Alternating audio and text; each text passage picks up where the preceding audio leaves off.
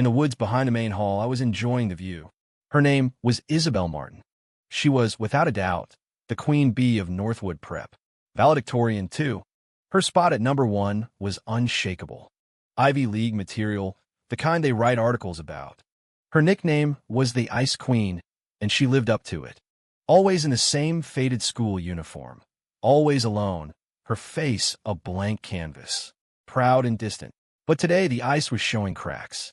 That perpetually frosty face was pale, her lips bitten colorless. There were dark circles under her eyes that no amount of concealer could hide. She just stood there in front of me, pulled as taut as a violin string. I didn't say anything, waiting for her to break the silence. I had no idea why she, a model student, would seek out a slacker like me. But I could guess it had something to do with money. Everyone at Northwood knew my family had it. Leo Vance. Her voice was hoarse and trembling slightly, but she was fighting to keep it steady. Yeah, I grunted, letting her know she could continue. She took a deep breath, like it took every ounce of her strength to force the words out. I need money. $100,000. My mom's sick. She needs surgery, urgently. After she said it, she stared at me, her eyes a swirling mess of desperation and conflict. I nodded to show I'd heard. Then silence. The quiet was suffocating. The only sound was the wind rustling the leaves, a sound that seemed to mock her predicament. Her face grew paler. The strings snapped. I'll give you anything. She lowered her eyes, long lashes hiding whatever was left in them. Her voice was barely a whisper. Everything I have. I had a laugh. The whole situation was absurd. I tilted my head, looking her over with genuine curiosity. From her hands, clenched so tight the knuckles were white, to her face, now flushed with humiliation. So, I began, my voice slow and deliberate, shattering the quiet. You think your body, or your so-called everything, is worth $100,000? That one sentence hit her like a physical blow. Her head shot up, her body shuddered, and her beautiful eyes filled with a bottomless shame. She opened her mouth, but no words came out. Her eyes welled up, but she stubbornly held the tears back. After a long 30 seconds, as if she'd made some final, terrible decision, her voice came out choked but clear. Not just my body, my heart, my life, my entire future. It can all be yours. Just save my mother, and my life belongs to you. Wow, she was really going all in. A modern-day damsel selling herself to save her mom. The urge to laugh grew stronger. Her heart, the heart of the brilliant, untouchable Ice Queen. Sounds valuable, I guess. Too bad I don't believe in love. My father, who was constantly juggling mistresses, and my mother, who had her own long-lost love on the side, managed to get married for the sake of a corporate merger. They've kept up the perfect couple charade for over 20 years. Do they have hearts? Maybe, but they gave them to other people. So, don't talk to me about hearts. I'm not buying it. I stood up straight and walked over to her. I was a head taller, and I could see every trembling eyelash, each one holding a tiny, glistening tear. I reached out my hand. She flinched and squeezed her eyes shut. My finger gently flicked her forehead. She froze, her eyes fluttering open in a daze. I shoved my hands back in my pockets, staring straight into her eyes. Isabel, let's get something straight, I said, each word sharp and clear. Do you want me to be the scumbag who takes advantage of your situation and makes a deal for your body? Or do you want me to be the good guy, the charity case, who helps you out of the kindness of his heart? She was completely floored. Her mouth hung open, her mind clearly rebooting. I was patient. I just watched her. Finally it clicked. Her tense shoulders slumped, and with a sliver of frail hope, she whispered, "Help me." The sound was barely there. "Please." But I just shook my head. "Nope, I'm not a philanthropist. I may have money, but I don't waste it. For $100,000, I could buy a decent vintage Macallan." The plea in her eyes curdled into anger and despair, probably at me for toying with her. Seeing her look so broken, my dark amusement faded. Crap, maybe I'd pushed it too far. Even though I didn't approve of her treating herself like a commodity, a life was on the line. And damn it all, I'm just a handsome guy with a good heart. I switched gears. Look, I don't want to be the scumbag or the good guy, but we can be businessmen. She looked at me, confused. I remember your grades are solid. You're a blue-chip prospect. So, I can lend you the money. Think of it as a personal investment. 100,000. I can wire it to you or pay the hospital directly, your choice. Her eyes exploded with a huge, disbelieving joy. But I held up a finger. There are conditions. 10 years from now, you pay me back 200,000. The interest isn't high. For you, that should be easy. And you have to get into an Ivy League school after graduation next month. That's the first proof of your potential to repay the loan, and it's the risk management clause for this investment. She was stunned. Then, as if grabbing the last lifeline, she nodded frantically, terrified I'd change my mind. I gave her my number, then turned and walked away, not bothering to see her expression. Deal. As I walked out of the woods, the sun felt warm on my skin. Just then, a guy in a school uniform ran past me, shooting me a hateful glare. Judging by his direction, he was heading for Isabel. I frowned. Wasn't that the guy who was supposedly number 2 in our class and had been chasing Isabel for 3 years? Looked like him. His taste was questionable, though. A woman who would even consider selling herself for money. Could she really handle the complexities of a real relationship? I stretched. Not my problem. I don't believe in love anyway. Still, now I had to call my lawyer to draft an agreement. What a pain. Truthfully, I didn't care if she ever paid me back. 100 grand was nothing to me. The contract, the terms, they were just for show. A barrier I set up for myself. Otherwise, it's Isabel Martin today, Jessica Miller tomorrow. Every sob story would be lining up at my door. And no matter how rich I was, I couldn't afford to be everyone's savior. I was the designated slacker in my family. I had to be smart with my money to make sure I could coast in luxury for the rest of my life.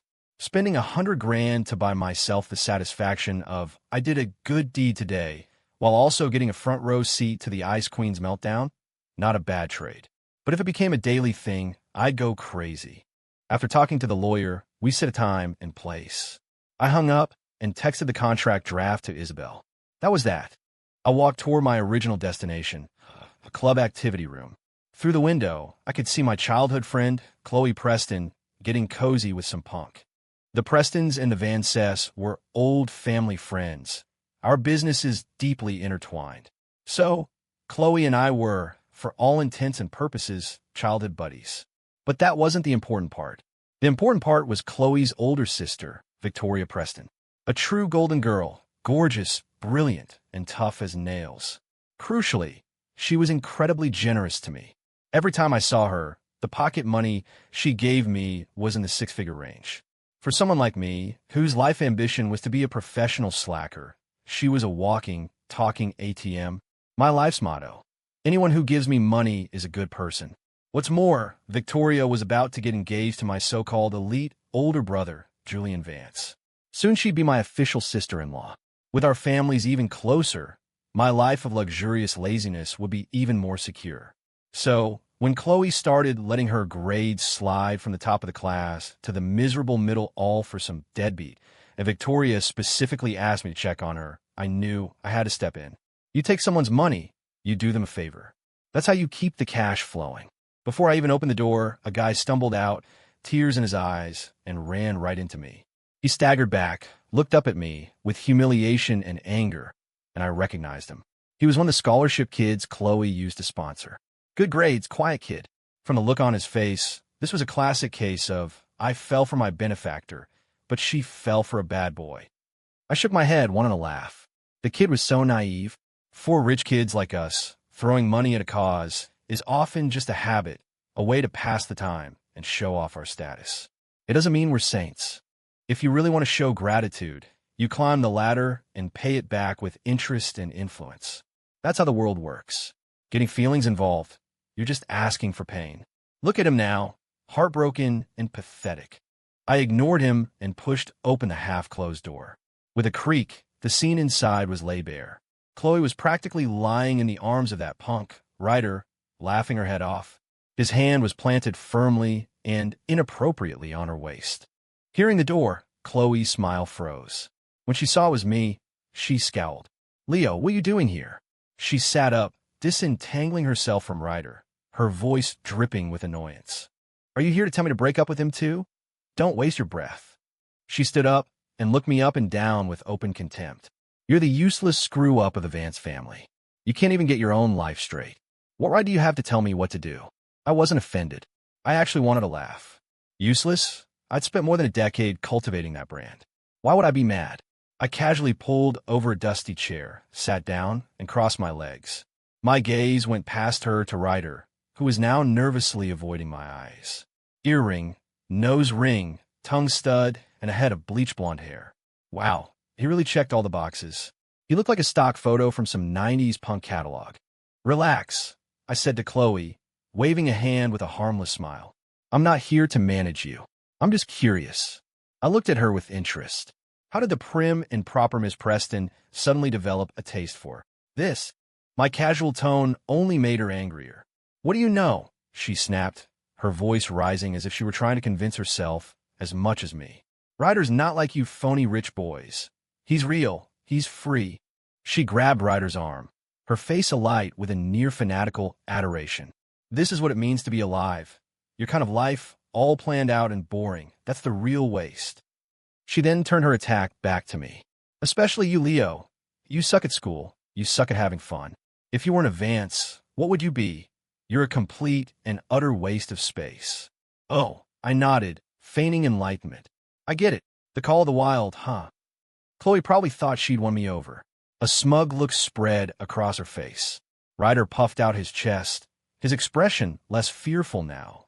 The next second, I grabbed the chair I was sitting on and, without any warning, swung it with all my might at Ryder's legs. Crack! The sound echoed through the room, followed by Ryder's blood-curdling scream. The world went silent. The smug look on Chloe's face froze, replaced by pure horror. She stared blankly at Ryder, who was on the floor, clutching his leg and howling, then looked back at me in disbelief. Leo, are you insane? She shrieked, lunging at me, hands out like claws, trying to scratch my face. I sidestepped, grabbed her wrist, and with my other hand, gave her a light but sharp tap across the cheek. Smack, a crisp sound. It wasn't hard, but it was deeply humiliating. Chloe was stunned. She clutched her face, tears streaming down her cheeks like a broken necklace. You hit me. Are you awake now? I let go of her hand, looking down at her. She flinched under my gaze and took a step back. Ryder was still whimpering on the floor, his eyes filled with terror. You like things real, right? You like freedom? I walked over to him and planted my foot on his chest. Come on, tell me. How do you feel right now, feeling free? Ryder was sweating profusely, unable to say a word. Chloe tried to pull me away, but one look from me sent her scurrying back. You're so tough. Aren't you such a rebel? I crouched down and patted Ryder's face. Why so quiet now? He trembled, not daring to make a sound. I stood up, suddenly bored. This guy had no guts, and he was trying to hook a rich girl. I grabbed a still-shaking Chloe and, dragging Ryder like a sack of potatoes, headed outside. Let go of me. We have to go to the hospital. Ryder, he's... Shut up. I cut her off coldly. Say one more word, and I'll break his other leg. Chloe instantly went silent, her only protest a stream of quiet sobs. I didn't take them to a hospital. I called an Uber and went straight to the industrial flats on the west side, a notoriously rough part town. Grimy internet cafes, seedy pool halls, streetwalkers, and drunks reeking of cheap booze. I dragged her out of the car and shoved her against the wall of the filthy alley. The stench of urine and rotting garbage was overwhelming. Chloe immediately threw up. I ignored her and pointed to a group of junkies arguing and shoving each other at the mouth of the alley. Look, I said, there's your wind of youth. Is it real enough for you? Is it free enough? If you like it so much, I can throw you over there right now. Let them give you a real taste of what it means to be alive. Chloe's face went white. She was shaking like a leaf. She grabbed my arm, sobbing uncontrollably. I'm sorry, Leo. I was wrong. Let's go home. Please. Just then, I caught a movement out of the corner of my eye. It was Ryder, limping badly. He'd snuck out the other end of the alley while we were distracted. He was running faster than a rabbit. He didn't even glance back at Chloe. I didn't bother chasing him. He wasn't worth the effort. Chloe saw him too. The last bit of color drained from her face. The final illusion shattered with his cowardly retreat. She stopped crying and just stood there, vacant, like her soul had been ripped out. I shoved her back in the car and gave the driver the Preston's address. She didn't say a word the entire way. When we got our mansion, she got out herself and walked inside like a ghost. I didn't get out. I told the driver to turn around and take me home. That night, I got a text. It was from Victoria. "Leo, thanks." I sent back a no-problem gif. That was the end of that. Sure enough, the next 2 days were quiet. No angry calls from the Prestons. My mother did ask me about it indirectly. I just said Chloe was being stupid, and I helped the Prestons teach her a lesson. My mother didn't press it, just told me to be more careful in the future. I knew Victoria must have smoothed things over. My move had been the right one. My life as a wealthy slacker was secure. But the next day, I wasn't laughing anymore. Ryder was dead. Car accident. The world doesn't work with coincidences that neat. One day he gets a beating from me, the next he's roadkill. I'm not an idiot. If Victoria's hands weren't all over this, I'd eat my hat. My future sister-in-law was far more ruthless than I'd imagined. Suddenly, my family felt terrifying.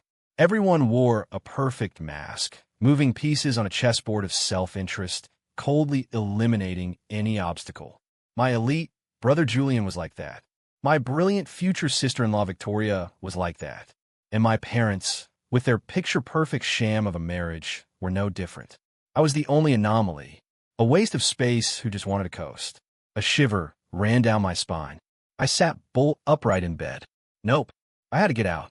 I had to get away from these psychos. Now, you have to be alive to keep being lazy. It took me one night to decide to move out. I didn't tell anyone. The next morning, I came downstairs with a pre-packed suitcase. My mother was in the living room, elegantly sipping her morning coffee. She glanced up at me. "Where are you off to?" "Changing my sleeping arrangements," I said flatly. She didn't ask anything else, returning her attention to the financial news. My so-called father was probably shacked up with one of his mistresses again. This house was as cold as a tomb. Everyone moved in their own orbit, never interfering unless it affected their bottom line. I walked out of that magnificent, soulless mansion without a backward glance. I had a penthouse downtown I'd bought years ago. It had been sitting empty, but now it was perfect. The apartment was huge and barren. The fridge was a hollow cavern. I drove my sports car to the biggest supermarket in the area. I needed to fill this new home and my own gnawing anxiety with food. Junk food. Pushing a cart through the aisles, I was a mindless drone. Chips, soda, chocolate, frozen pizzas. I tossed items into the cart without a second thought. As I rounded a corner to grab a box of limited edition Kit Kats from a high shelf, I stopped. In a corner of the snack aisle, a girl was furtively trying to stuff a loaf of bread into her sleeve. She looked a few years younger than me, small and slight, dressed in a faded, ill-fitting school uniform. She had a clean, pretty face with big eyes like a startled deer. Too bad her hands weren't as clean. I didn't make a sound. I just leaned against a shelf, arms crossed, and watched with amusement. She was struggling. The sleeve was too tight, the bread too bulky. She tried again and again, a sheen of sweat breaking out on her forehead. Finally, sensing something, she froze and slowly looked up. Our eyes met. I just stared. 1 second. 2. 10. Her face went from white to red, then back to a ghostly white. Her big eyes filled first with terror, then panic, and finally a deep, drowning shame. The hand holding the bread was shaking uncontrollably. Thump! The loaf of bread fell to the floor. She deflated, all the energy draining out of her. She hung her head, looking like she wanted the floor to swallow her whole. The show was over. I walked over, picked up the bread, and tossed it into my cart. Then I swept handfuls of cookies, candy, and chocolate from the adjacent shelf into my cart. Soon it was overflowing. I pushed the cart over to her. She was still looking at the floor, tensed up, as if waiting for a verdict. I nudged her worn-out canvas sneakers with my foot. No money for food. She stayed silent, trembled slightly, then gave a tiny nod. A second later, as if remembering something, she shook her head violently. I was losing my patience. Nodding, shaking her head. "What was this, charades? What is it? Use your words." My tone was sharper now. She jumped at the sound of my voice and looked up, startled. Her eyes were red-rimmed and full of tears, but she refused to let them fall. She opened her mouth, but only a few choked, garbled sounds came out. Then she shook her head again, gesturing frantically with her hands. I froze. A thought flickered through my mind. She's mute. Seeing her panicked, helpless expression, my irritation vanished, replaced by a different kind of frustration. Oh, for fuck's sake. Now I was the asshole bullying a disabled person. The kind of memory that makes you want to slap yourself in the middle of the night. I didn't say anything else. I turned, grabbed another cart, and filled it with milk, cereal, canned soup, ramen, anything I could think of that was easy to store. I pushed both carts toward the checkout and jerked my chin, signaling for her to follow. She stared at the two mountains of food, then at me, as if she couldn't process what was happening. I didn't bother explaining. I just grabbed her by the wrist and pulled her along. Her wrist was cool, and so thin it felt like it might snap. After paying, I carried the bags to my flashy sports car. She followed like a little shadow, clutching a few of the lightest bags of snacks. I stuffed everything into the trunk and back seat. Get in, I told her. She hesitated, but opened the passenger door and slid in. Address. She blinked, pointed her mouth, and shook her head. I unlocked my phone, opened Google Maps, and handed it to her. Her small fingers tapped at the screen until she finally pinned a location. The West Side, the old part of town. A neighborhood so run down I wouldn't even drive through it. I didn't say anything, just started the car. The ride was silent. She kept her head down, twisting the hem of her shirt in her hands like a frightened bird trapped in a cage. The car navigated narrow, crumbling streets, finally stopping in front of a tenement building that looked like it could collapse at any moment. I killed the engine, and we started unloading the groceries. The stairwell was dark and damp, filled with the smell of mildew and something else I couldn't identify. She led me to the third floor and opened a peeling wooden door. A thick, pungent smell of herbal medicine hit me. The room was tiny, so small you could see it all in one glance. I'd heard the phrase dirt poor, but this was the first time I'd seen it embodied. An emaciated old woman lay on a worn-out wooden bed. Her eyes were closed, her breathing faint. She looked like she could go at any second. The girl put down her things, rushed to the bed, and expertly tucked the old woman in, her eyes filled with worry. I pretty much understood. It wasn't that she had no money for food. She had no money for her family's medical bills. Stealing bread was probably a last resort, an act of desperation when she didn't want to touch the money saved for her grandmother. TSK. Anodiv Sobi Stadi. God, I'm a sucker for these. After settling her grandmother, the girl came over and gave me a deep bow. Then she picked up a worn notebook and a pen from a table and started writing furiously. She handed the notebook to me. The handwriting was neat. Thank you. How much was all this? I promise I'll pay you back someday. I looked at the words and almost laughed. Pay me back? With what? By stealing again. I didn't reply. I just pulled out my phone and called my family's personal assistant. The smell of poverty and medicine in this room was giving me a headache. I just wanted to throw money at the problem and get out. Wong, give me a private room at Mount Sinai and send an ambulance to this address on the west side in the next 15 minutes. I'm texting you the location now. Charge it all to my account. I gave the orders and hung up. The whole call took less than a minute. The girl was completely stunned. She just stared at me, mouth open, having forgotten to cry or write. I get it. The thing she would have to spend a lifetime praying for was something I could solve with a single phone call. The gap between our worlds was just that cruel. What are you waiting for? I kicked the small bag at her feet. Pack your things. We're going to the hospital. She snapped out of her trance and started scrambling to pack. There wasn't much to pack. A few faded old clothes and a chipped enamel mug. The ambulance arrived quickly. Professional paramedics carefully moved the old woman onto a stretcher. The whole time, the girl clutched the corner of my shirt, as if terrified I would disappear. I felt a little awkward, but didn't shake her off. At the hospital, everything was handled. A private room, 24/7 nursing care, and a team of top specialists immediately began their consultation. I stood outside the clean, bright room, watching the doctors and nurses bustle around, and the girl sitting by the bed, a mixture of fear and gratitude on her face. The dark cloud that had been hanging over me since Ryder's death seemed to lift a little. Money really can buy happiness. Just then, I felt a tug on my shirt. She was holding up that battered notebook again. How can I ever repay your kindness? I didn't say you had to. I leaned against the doorframe, looking at this small, stubborn girl, and suddenly found her interesting. She got agitated, writing so fast the words became messy. No, I can't just take your money. You're a good person, but I can't. A good person? I saw those words and the smile on my face widened. In this day and age, a slacker like me could be called a good person. It's great to be rich. First, I'm not a good person. I cut off her frantic writing. Second, I told you I hate trouble.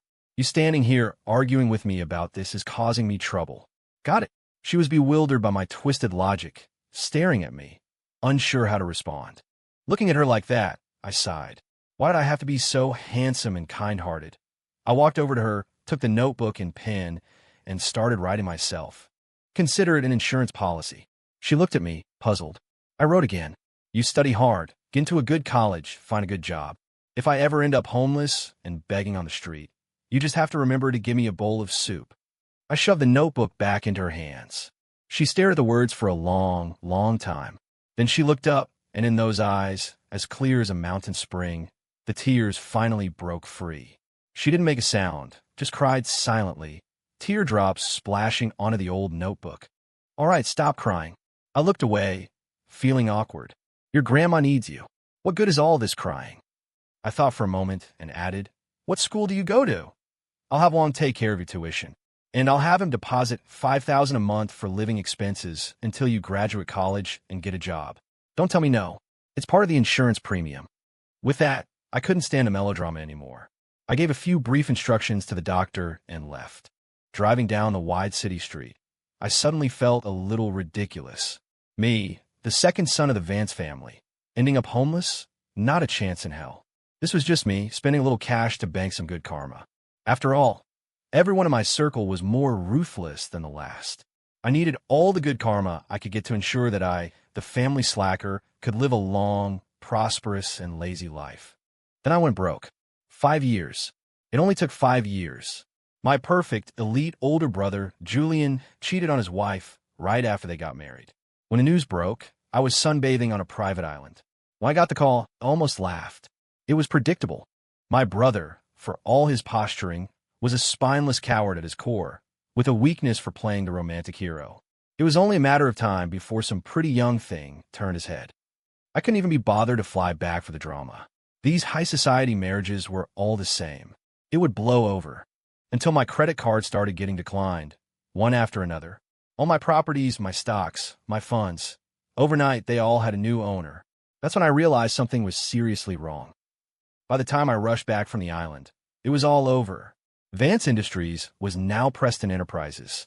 My father was indicted on multiple counts of financial crimes. The evidence was ironclad. He'd be singing the jailhouse blues for the rest of his life. My brother, Julian, was left with nothing.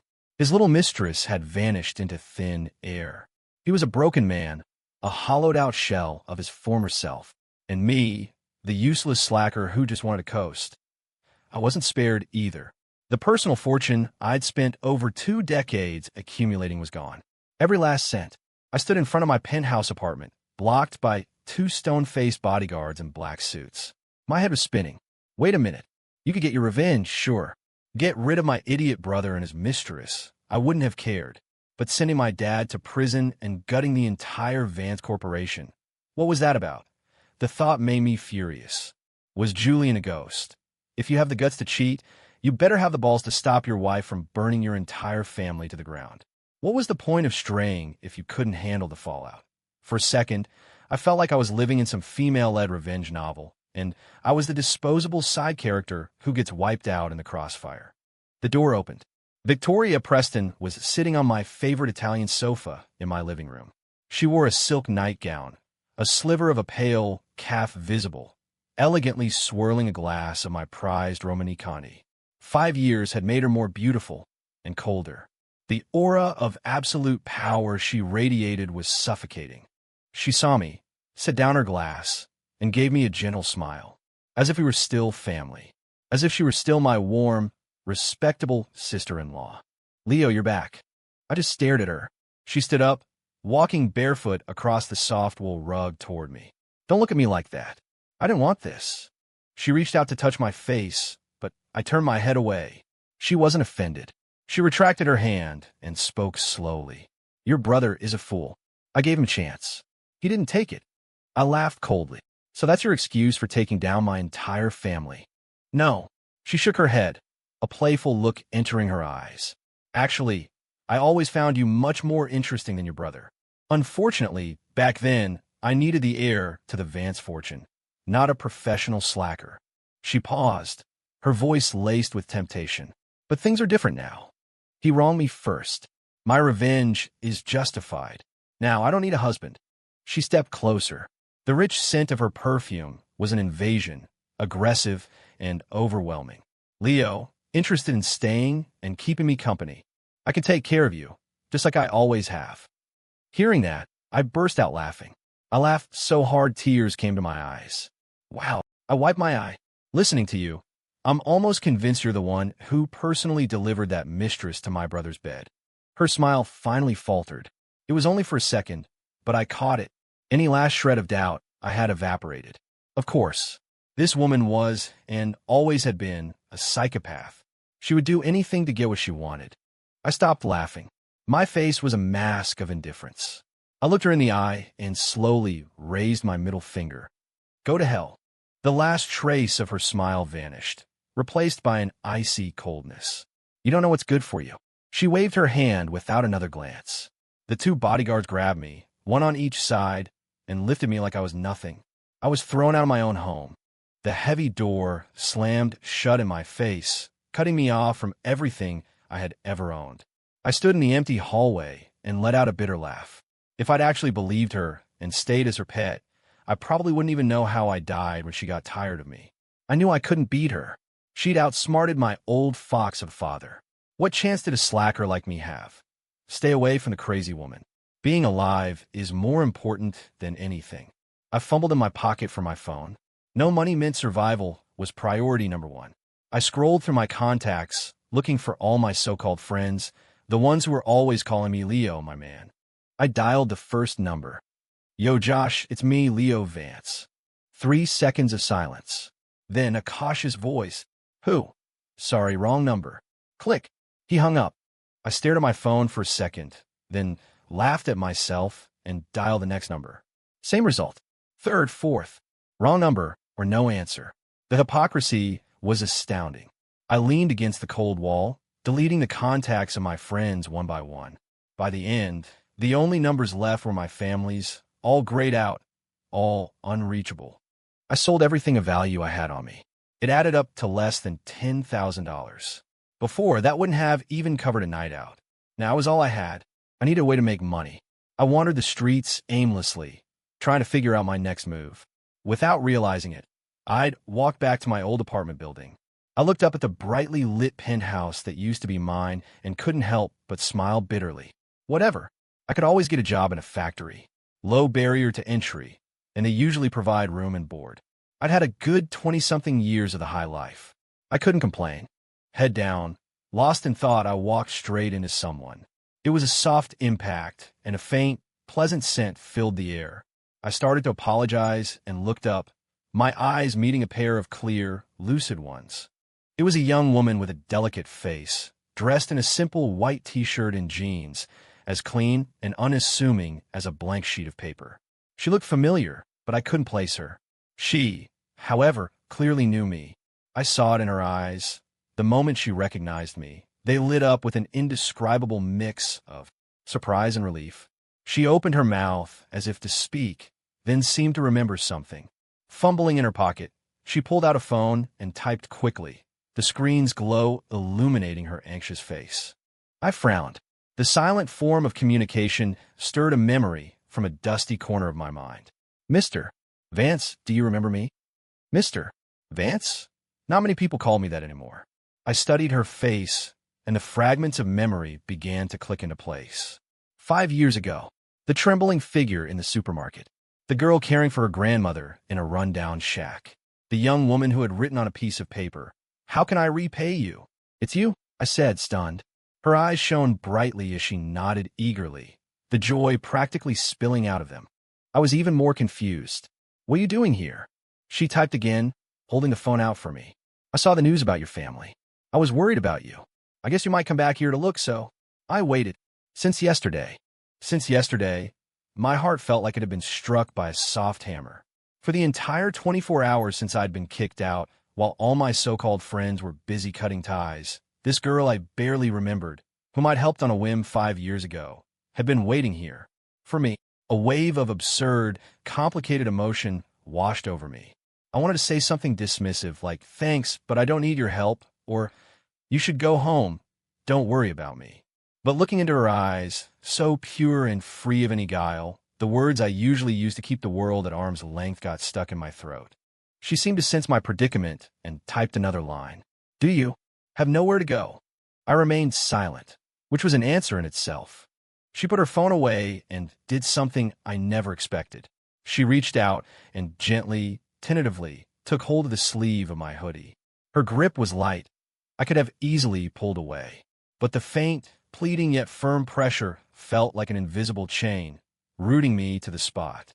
She tugged me along, turning toward the street corner. On some strange impulse, I didn't resist. I just followed. We stopped in front of a small, cozy bakery, glowing with warm light and the sweet scent of baking. The sign read, "Glimmer Bakery." The shop was closed, but the lights in the display window were still on. She unlocked the door with a key and then looked back, motioning for me to come inside. The shop was small but immaculate. The air, thick with the smell of butter and wheat, instantly chased away the chill I'd been carrying all night. She poured me a glass of warm water, then pulled a carefully preserved folder from under the counter. She opened it and slid a yellowed piece of paper across the counter to me. It was the insurance policy I'd scribbled down 5 years ago. "If I ever end up homeless and begging on the street, you just have to remember to give me a bowl of soup." She pointed at the words, then at me, then at herself and the bakery. Her expression was as serious as if she were fulfilling a sacred oath. Finally, she turned, took a still warm croissant from the cooling rack, broke it in half, and offered it to me. There was no pity in her eyes, no sympathy, just a simple, matter-of-fact sense of "it's my turn now." I looked at the piece of bread, then back at her clear eyes. To hell with factory work. I took the croissant and bit into it. It wasn't as refined as the pastries I was used to, but it was comforting. "Are you hiring?" I asked, my voice hoarse and unfamiliar. The girl froze for a second, then a huge, brilliant smile bloomed across her face. She nodded emphatically. That day, the first, aimless half of my life ended. The second half became intertwined with this little shop called Glimmer. And my new boss was a mute girl I thought I'd never see again. The girl's name was Maya. It suited her. With the money I'd given her and her own savings, she'd opened Glimmer Bakery on this old street after graduating from college. The shop wasn't big, but business was steady. The neighbors all seemed to look out for her, going out of their way to buy a few pastries and chat for a bit. It's tough for a young woman on her own. Good, now she's got some help. He looks reliable, wearing an apron with a cartoon bear on it. I clumsily bagged a freshly baked loaf of bread. Their words barely registered. Reliable. Me. A slacker who couldn't tell a spatula from a wrench. What part of me looked reliable? But my presence did lighten her load. At least she no longer had to haul 100-pound sacks of flour and sugar by herself. At night, after we closed up, we'd go upstairs to the small apartment. If her old place was dirt poor, this was maybe a step up to sparsely furnished. A dining table, 2 chairs, a sofa, and a small room section off from the balcony. That was my bedroom. It was smaller than a master bathroom in my old mansion, but I slept more soundly there than I had in the last 20-plus years. There were no mind games, no fake smiles, just the faint scent of wheat wafting up from the bakery below. I started learning how to be a normal person, how to sweep without kicking up a cloud of dust, how to use a pressure cooker without blowing up the kitchen. Mostly, my attempts were disastrous. I mistook salt for sugar and made a pot of incredibly salty red bean paste. She took one bite, her face scrunching up, but she didn't spit it out. She just quietly drank a large glass of water. Then she picked up her notebook and wrote, "The flavor is very unique. Maybe a little less sugar next time." Looking at her earnest expression, I didn't know whether to laugh or cry. I snatched the bowl from her and dumped it in the trash. After that, I started learning sign language. Not for any noble reason. It just felt inefficient to have her constantly writing in a notebook. I bought a stack of books, and every night, after she went to sleep, I'd practice in my little room, mimicking the videos on my phone. From as simple as hello and thank you to "you work hard today" and good night. The first time I awkwardly signed good morning to her, she froze. Then, her eyes, usually so calm, lit up as if a star had fallen into them. She raised her hands and carefully signed back. You too. In that moment, I felt a sense of accomplishment I hadn't experienced in my entire life. The days passed, one by one, and life improved. I went from being a klutz who couldn't even turn on an oven to an apprentice baker who could whip cream, pipe frosting, and knead dough. The shop got busier. We even took over the space next door and expanded. My bank account started to grow again. I had enough to move out and rent my own place. I thought about bringing it up with Maya several times, but the words always died on my lips. Where would I go? What would I eat? It was lonely living alone. Besides, she was a young woman running a business by herself. She needed the help. I came up with a dozen excuses and then comfortably continued to freeload. Maya never mentioned it either. She seemed to have accepted my presence as a fact of life, like the sunrise or the fern on the windowsill. I don't believe in love. My father and my brother are exhibits A and B, but the sense of peace I felt with Maya was becoming addictive. I shook my head, trying to clear out the jumble of thoughts. Right? I don't believe in it. Oh, it's almost noon. I should make her lunch. She's had a bit of a cough lately. I should make her some chicken soup. I was untying my apron to head upstairs when a familiar figure pushed open the shop door. The woman who entered wore a tailored suit. Her makeup was flawless, and her hair was pulled back in an impeccable bun. She radiated success. It was Isabel Martin. 5 years had washed away every trace of the poverty and humility that once clung to her. She was no longer the ice queen in a faded uniform, begging me for help in the woods. Now, she was polished and perfect. A young man followed her, probably in his early 20s, handsome and also in a sharp suit, looking like a fresh college grad. His eyes, when they fell on me, were full of open judgment and hostility. The male assistant. Isabel's gaze lingered for a moment on my bear-print apron. Her brow furrowed almost imperceptibly before she smoothed her expression back into a polite smile. Leo Vance. It's been a long time. I nodded, not stopping what I was doing. You. She seemed to want to ask something, but thought better of it. Instead, she took a check from her Hermes bag and slid it across the counter. This is $200,000. I know it's a few years before the 10-year mark, but I have the means now, so I wanted to pay you back early. I glanced at the number, picked up the check, and stuffed it in my pocket. Thanks. It was what she owed me, though I'd never actually expected to see it. My casual acceptance seemed to catch her off guard, derailing whatever speech she had prepared. A flicker of surprise crossed her face. She probably expected me to refuse, or at least act shocked and grateful. I did neither. The assistant behind her, seeing how quickly I took the money, looked at me with even more contempt, mixed with an I knew it sort of satisfaction. Isabel quickly composed herself. Her eyes swept over our small bakery before landing back on my face, her expression shifting to one I knew all too well.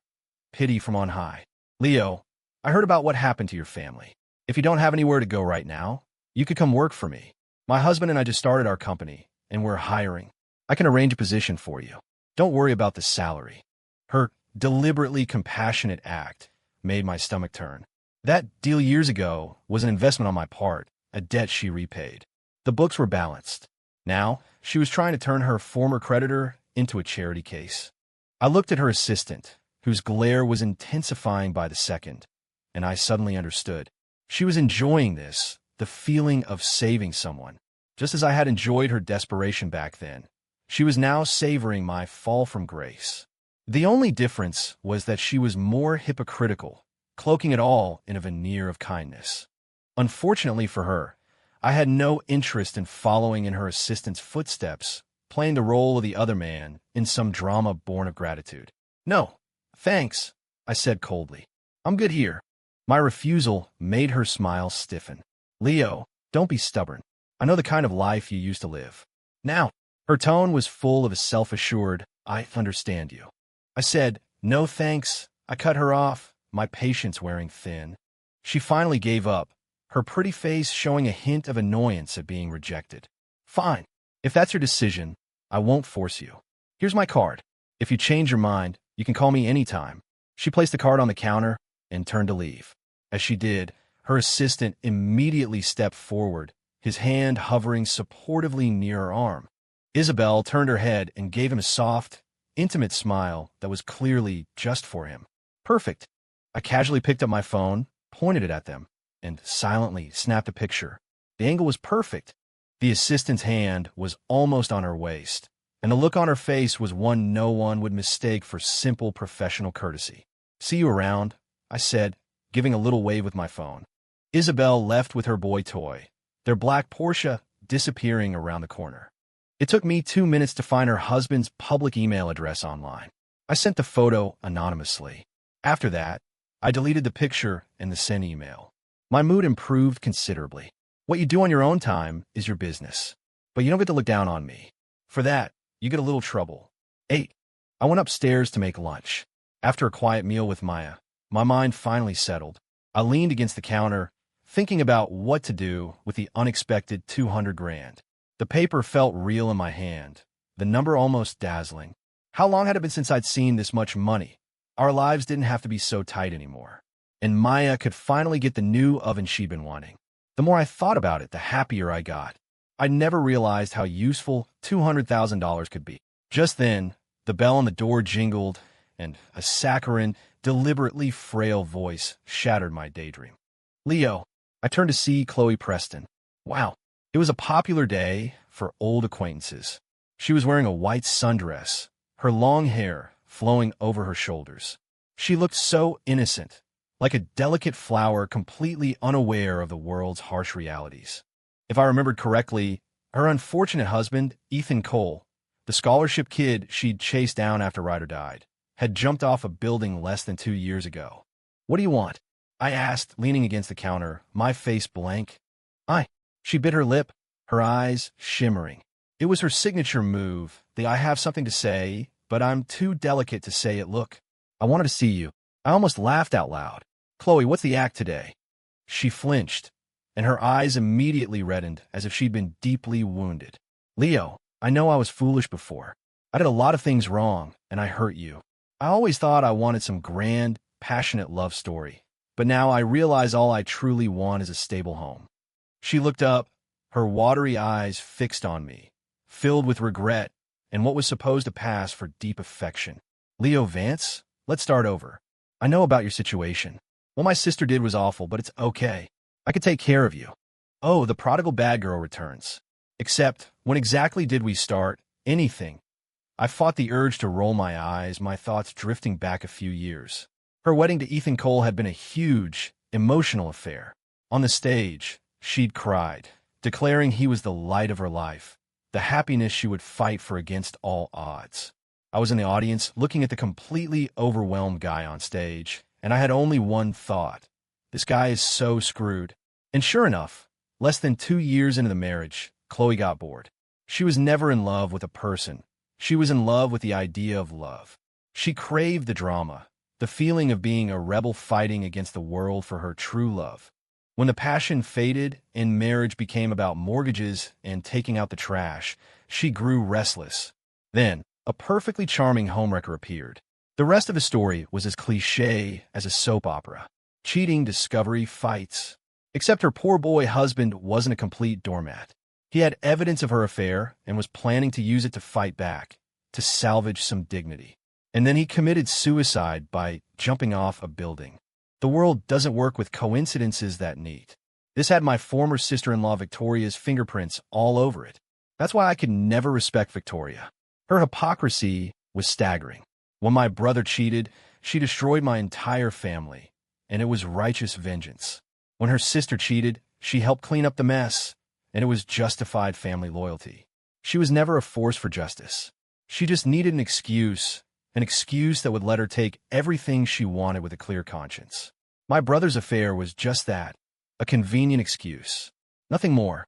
Snapping back to the present, I looked at Chloe, still performing her one-woman show of heartfelt remorse, and a smirk spread across my face. "Chloe, do you think every man on the planet is an idiot?" Her expression froze. "Your husband's funeral was quite the spectacle," I said slowly. "I saw it on the news. You were crying your eyes out. Truly heartbreaking." Her face started to pale. "It's just a shame I continued, my tone shifting, that I happened to be outside a hotel that night and saw someone who looked a lot like you heading into an elevator with a pretty boy on her arm. The blood drained from Chloe's face. Oh, and that pretty boy, he didn't last long either, did he? I feigned a sudden realization. Later on, you discover that he was the one who drove your beloved husband to his death, and then he also jumped off a building. Chloe, aren't you tired? I took a step forward, staring into her trembling eyes. Doesn't it get exhausting, wearing a mask and acting all the time?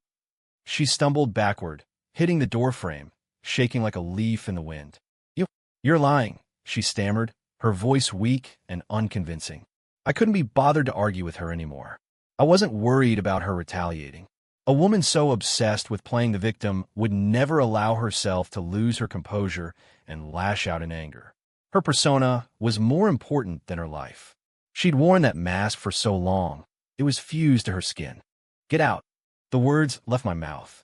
She looked as though she'd been pardoned, scrambling out of the shop in a pathetic retreat. How did I know all this?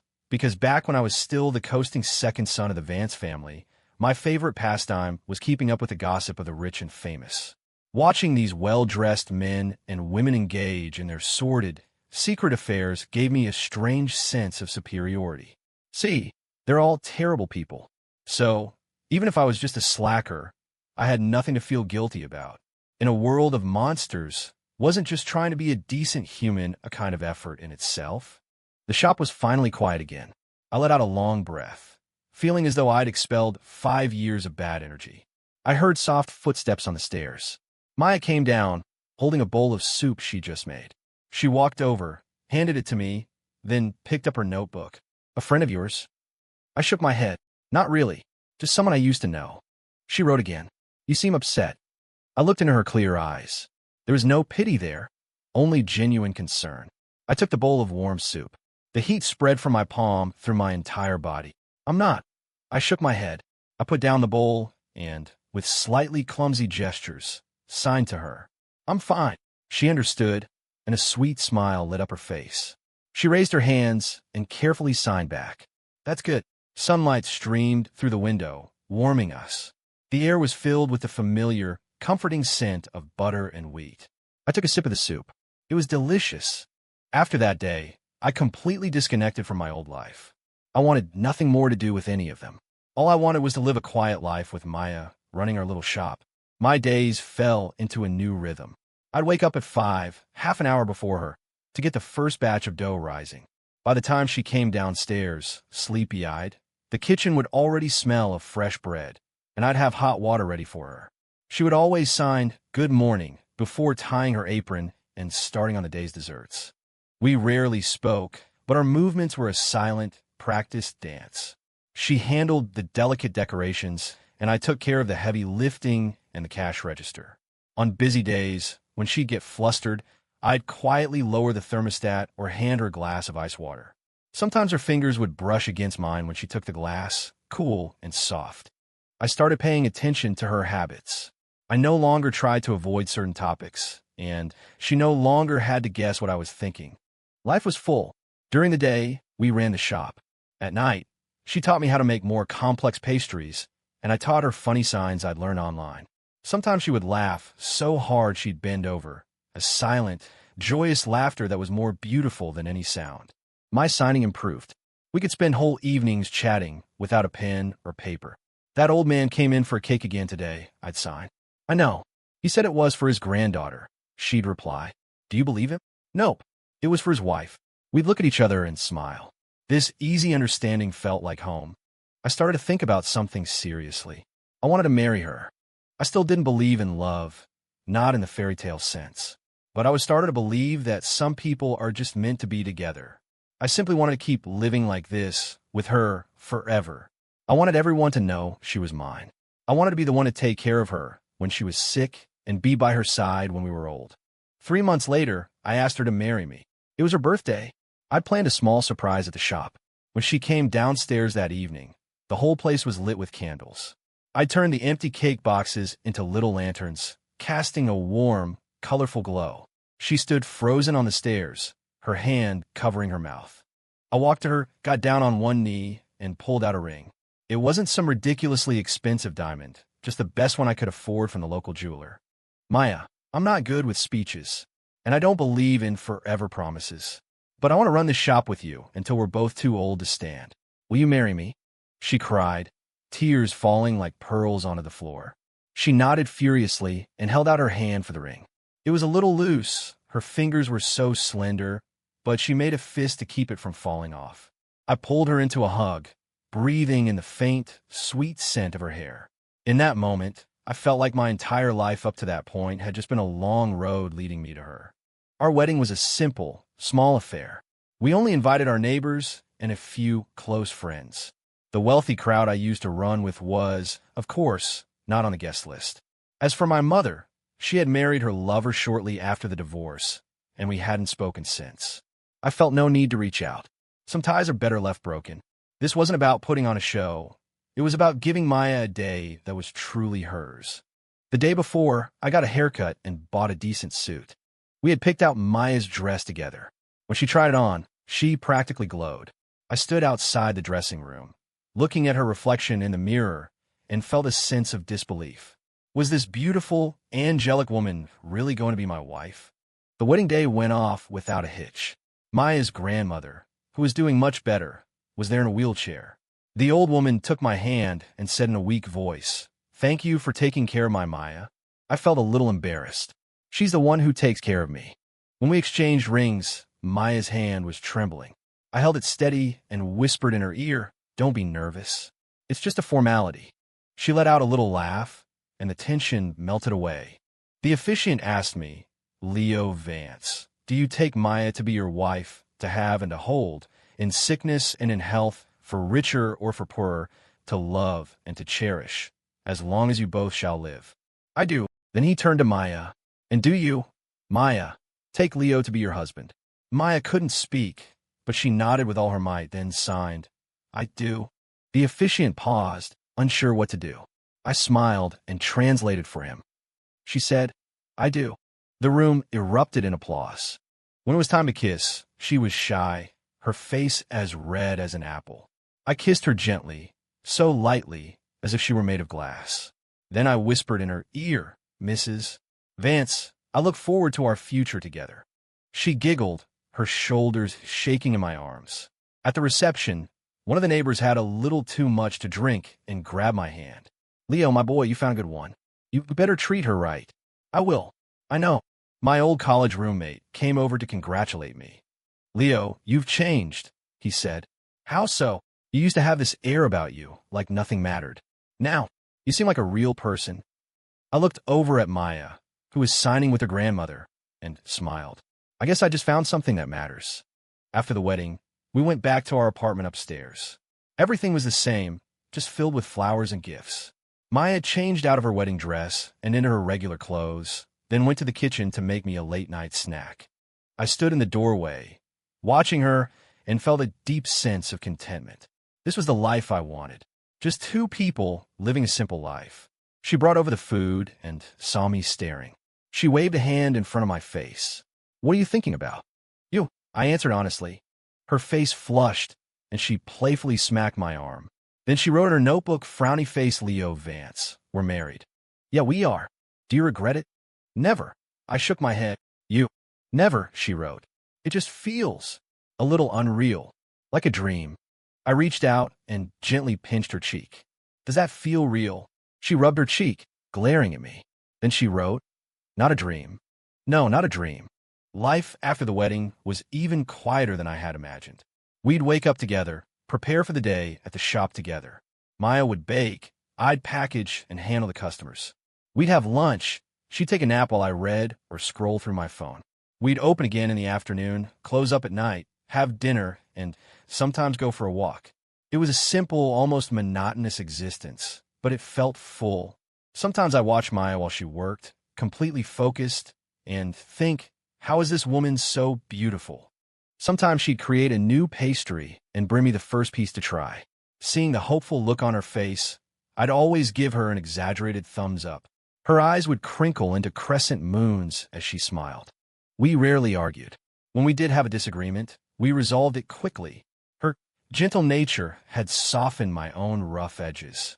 On slow days, we'd close early and walk to a nearby park. She loved feeding the pigeons and always brought a bag of breadcrumbs. They recognized her now, fluttering over as soon as they saw us. She'd crouch down, carefully sprinkling the crumbs, and they'd gather around her, completely unafraid. I'd sit on a bench, watching her, a warmth spreading through my chest. Sometimes little kids would wander over, curious. She'd share her breadcrumbs with them, showing them how to feed the birds. Even without words, her gentle gestures made her a favorite among the children. 6 months later, Maya was pregnant. She held up the doctor's report, beaming like a child. "We're having a baby," she signed, her whole face lit up. I took the report, looking at the data, my emotions a tangled mess of excitement, nervousness, and a touch of panic. I was going to be a father? Could someone like me really be a good dad? Maya must have sensed my anxiety. She came over and hugged me. "Don't be afraid," she signed. "We'll learn together." The pregnancy was hard on her. She was often nauseous and sick.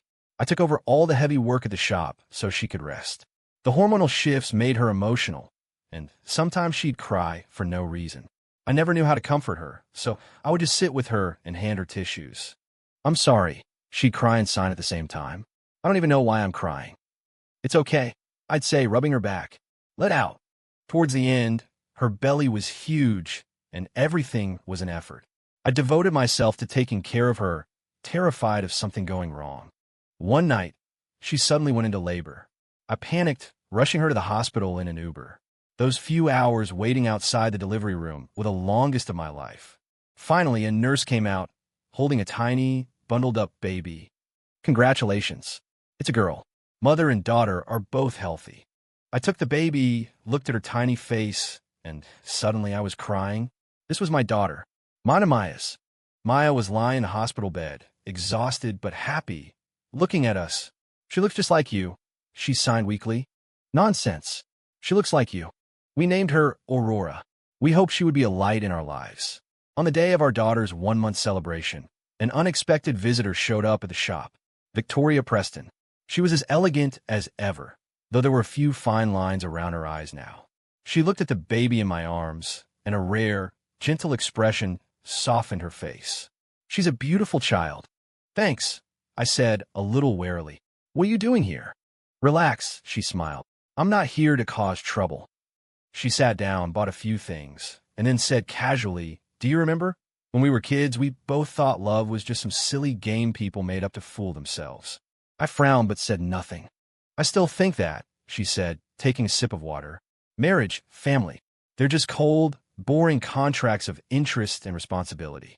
She paused, then finally turned her gaze to me, her expression complex. "But it looks like one of us was lying back then." "It's not that you don't believe in love," Victoria said, each word deliberate. "You just didn't believe it could happen to someone like you." I didn't deny it. "So," she stood up, "congratulations, Leo. You found the life you wanted." She took a folder from her bag and placed it on the table. "What's this?" "Your assets. I'm returning them to you, untouched," she said. "Consider it a gift for the baby." I was stunned. "Why?" "Because taking them in the first place was just a way to poke you, to see what you'd do," she said with a light laugh. "I didn't expect you'd have such good luck and get picked up by a good woman."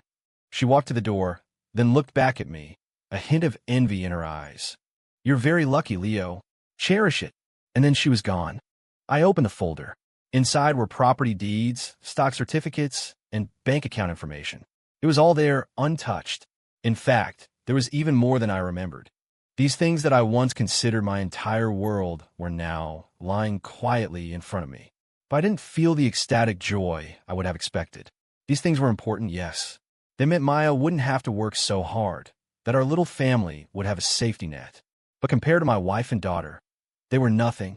Wah, Aurora, as if sensing the shift in the room, scrunched up her face and started to cry. I snapped back to reality, tossing the expensive documents aside and clumsily trying to soothe her. Hearing the crying, Maya rushed down from upstairs, a concerned look on her face. She saw me, then the conspicuous folder on the table, and a flicker of anxiety crossed her eyes. I smiled at her and mouthed the words, "It's fine." "She's hungry," Maya signed, walking over and expertly taking the baby from me. I looked at my daughter's flushed little face, and my heart melted. Okay, Aurora, Daddy's gonna make you a bottle. Maya held our daughter, watching me fumble with the formula, a gentle, happy smile on her face. The sun streamed through the clean glass window, bathing them both in a warm glow. Victoria was right. I am incredibly lucky. I brought the bottle over and sat down next to Maya. Victoria was here, I said, testing the temperature of the milk on my wrist. Maya looked nervous. What did she say? Nothing much. Just came to see the baby, I said, not wanting to drag our complicated past into our peaceful present. She said Aurora is cute. Maya relaxed, then picked up her pen and paper to write frowny face. Of course she is. She's our daughter. Watching her write so earnestly, I felt a sudden urge. Maya, she looked up. I love you. She stared at me, her eyes instantly welling up. I love you too, she signed, tears rolling down her cheeks. So much. I put down our daughter and pulled her into my arms. In our little shop, with the sun shining in and our daughter sleeping peacefully in her cradle, everything was quiet. Everything was perfect. This, I thought, is my life. No grand romance, no epic success story. Just a simple life with the person I love. And it was good. Later, our business thrived, and our daughter grew up happy and healthy. Sometimes, I take my wife and daughter to the prison to visit my dad. The old man was in good spirits. The calculating look on his face had been replaced by a certain cheerfulness, and he was always happy to see his granddaughter. He'd ask me how I was doing, and I'd say I was doing great. He would nod. Good. That's good. Time flew. Our daughter learned to walk, to talk. She called me Dada, and Maya Mama. The three of us lived our simple life. No huge ups and downs, no heart-stopping drama. But every day was steady. Every day was happy.